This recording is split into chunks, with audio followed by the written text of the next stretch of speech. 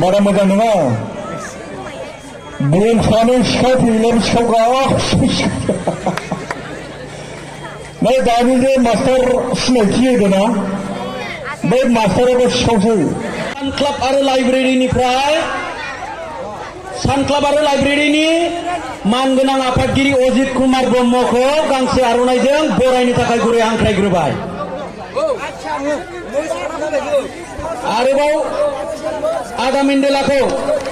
गांसे आर'नाइजों बरायनो थाखाय बैसागु खुंफुं आफादनि आफादगिरि पबित्र कुमार ब्रह्म बिथांखौबो खावलायनाय जाबाय।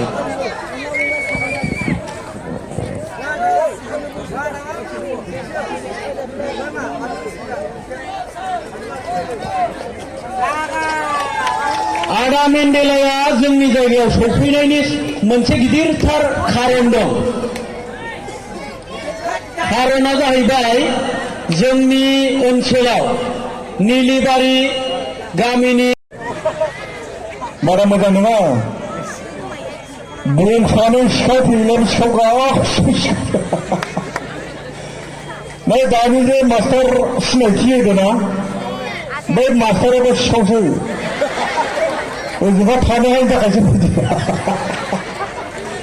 बारा मोजां नङा जायनि न'खराव थादों बे ना बेदर सामफ्रामबो खावै खाव जाबाय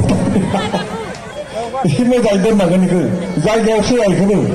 सिखाव होननासो मिथिगौ दा फैलानि बंसआबो सिखाव गासिबो सिखाव बेखायनो फैलाखौबो बारा फोथायजाया दाना सानसेखालि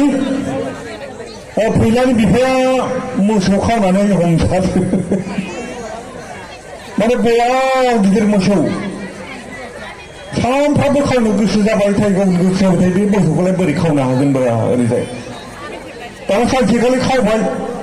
खावनानै लाबोबाय दाना खावना लाबोनायनि उनावथ' मोसौखौथ' सिनायगोन ना बिगुमाया